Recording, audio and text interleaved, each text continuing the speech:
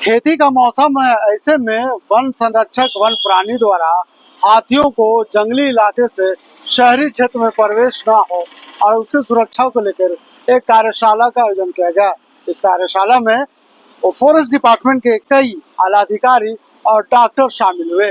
कार्यशाला का मुख्य एजेंडा था कि हाथियों को किस तरह से जंगली क्षेत्र से शहरी क्षेत्र में प्रवेश को रोका जाए और उसे वन क्षेत्र में सुरक्षित रखा जाए। ये तमाम मुद्दों को लेकर एक कार्यशाला का आयोजन किया गया था, जिसमें सरकार के कई आला अधिकारी भी शामिल हुए। इस कार्यशाला के माध्यम से वन पदाधिकारी क्या कुछ कह रहे हैं, चलिए हम आपको सुनाते हैं। ये आज का जो विषय है वह ह्यूमन एलिफेंट कॉन्फ्लिक्ट को कैसे मैनेज किया जाए, उसके लिए आज हम लोग यहाँ पर वर्कशॉप कर रहे हैं। इसमें जो वक्ता लोग जो एक्सपर्ट्स आए हैं वो दूसरे राज्यों में किस तरह से इसको मैनेज किया जा रहा है। जैसे एक वक्ता ने साउथ इंडिया का उन्होंने एग्जाम्पल दिया, अभी जो है सो वेस्ट बंगाल का एग्जाम्पल दिया। इस तरह से जो हम लोग लर्निंग कर रहे हैं उसी से हम लोग अपना भी जो एक्शन प्लान है उसको तैयार करेंगे। तो क्या है, जैसे यहाँ कितना ज़्यादा तादाद बढ़ गई है सुनते हैं? नहीं, तादाद तो ऑलमोस्ट यूनिफॉर्म है, एक ही जैसा चल रहा है, लेकिन हम लोग का प्रयास है कि इसको कैसे कम किया जाए। कम करने के लिए हम लोग उपाय करना चाह रहे हैं, किस तरह से एलिफेंट को कॉरिडोर को सुदृढ़ किया जाए ताकि एलिफेंट जो है सो जान माल की हानि कम करे। इसके लिए हम लोग प्रयासरत है, इसीलिए आज चर्चा कर रहे हैं। क्या है तादाद यहाँ पर एक्चुअली? अभी जनरली 80 और 100 के 80 और 100 के बीच में जो है सो मृत्यु होती है, तो उसको हम लोग कम करना चाहते हैं। वो सबसे बड़ा वो मुद्दा है कि जितना ज़्यादा मनुष्य को जो डेथ होता है उस केसेस को हम कैसे कम करें।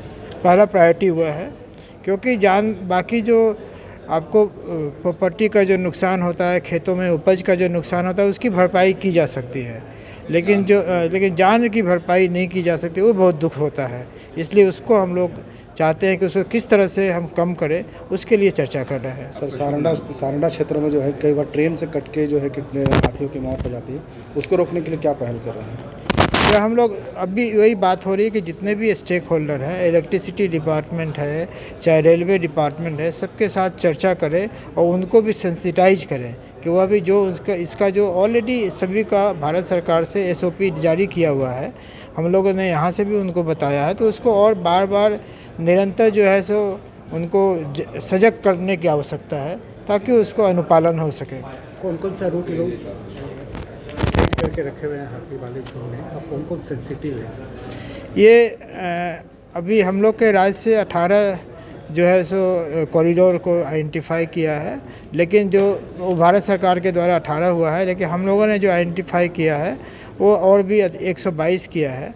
तो हम लोग उस पर और भी अध्ययन करेंगे कि उसमें, क्योंकि वह बहुत परमानेंट कॉरिडोर नहीं है, कुछ टेम्पोररी कॉरिडोर भी है, तो उस पर अलग अलग तरीके से काम करने की ज़रूरत होगी। कौन कौन से कॉरिडोर है मिसाल के तौर पर?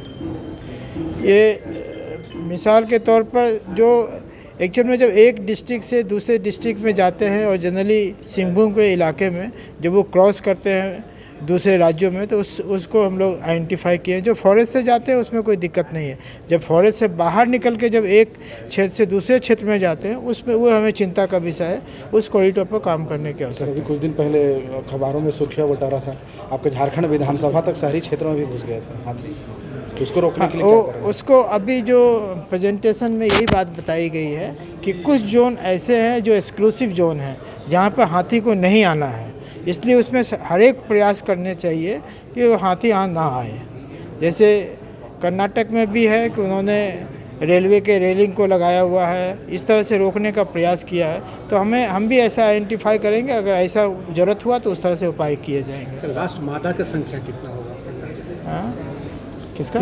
मादा हाथियों की जनरली यहाँ पर रेशियो बराबर ही है, 650 हाथी है, तो उसमें मादा की संख्या भी ठीक है, अच्छी है, उसमें वो ज़्यादा अलग नहीं है रेशियो, जो जनरल पॉपुलेशन का ट्रेंड है उसी से है। सर, जिस तरह से विकास की योजनाओं को धरातल पर उतारने के लिए जंगलों की कटाई हो रही है और हाथी जो है गांव की तरफ रुख कर रहे हैं, क्या रोक पाएंगे जो आप लोग वर्कशॉप कर रहे हैं?